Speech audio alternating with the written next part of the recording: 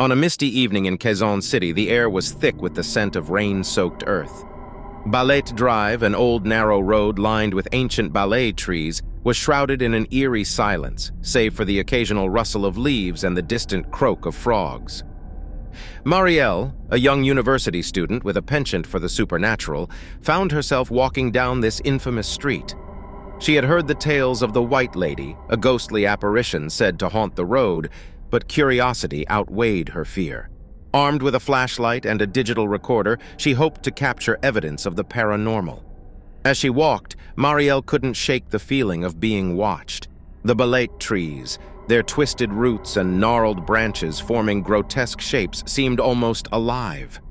She glanced around, her flashlight casting long, flickering shadows. The stories she had heard played on her mind, of drivers who saw a woman in a white dress appear suddenly in their headlights, only to vanish when they looked again. Suddenly, the temperature dropped and Marielle felt a chill run down her spine. She stopped and listened. The usual nighttime sounds had ceased. There was only a profound, unsettling silence. Her breath fogged in the cold air as she raised her recorder and pressed the button. "Is anyone here?" she asked, her voice trembling slightly. For a moment, there was nothing but silence. Then a soft whisper seemed to drift through the air, so faint she almost doubted she had heard it. She strained to hear, her pulse quickening. "Help me."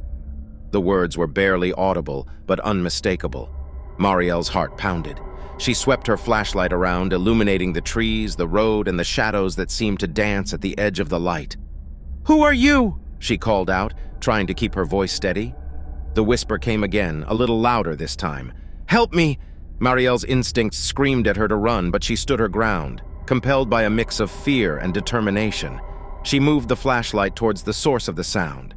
At the base of one particularly large balete tree, she saw it. A figure in a white dress, barely visible through the dense foliage. The figure stepped forward, and Marielle gasped. The woman was ethereal, her face pale and drawn, eyes filled with sorrow. Her white dress was tattered, stained with dark patches that looked like old blood. "Please," the ghostly figure whispered, "help me find peace." Marielle's fear melted into a deep sense of empathy. "How can I help you?" she asked, her voice soft. The White Lady raised a trembling hand, pointing towards the base of the tree. Marielle hesitated, then approached, kneeling down to clear away the leaves and dirt. Her fingers brushed against something cold and hard. She uncovered an old locket, tarnished but still intact.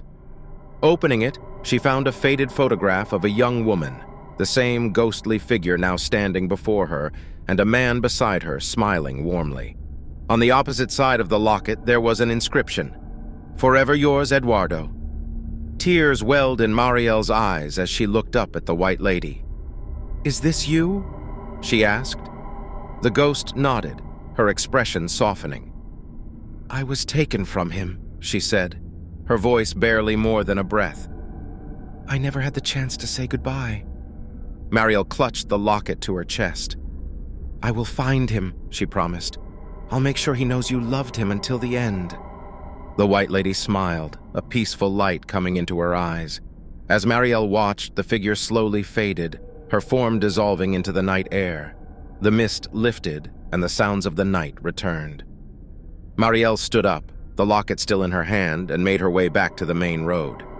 She had a new mission now, to find Eduardo, to tell him of the love that had transcended death, and to bring peace to the restless spirit of Balete Drive.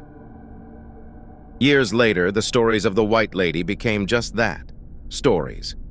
Marielle never saw her again, but every time she passed the old balete trees, she felt a sense of gratitude, knowing she had played a part in ending a tale of sorrow and love that had haunted the road for decades.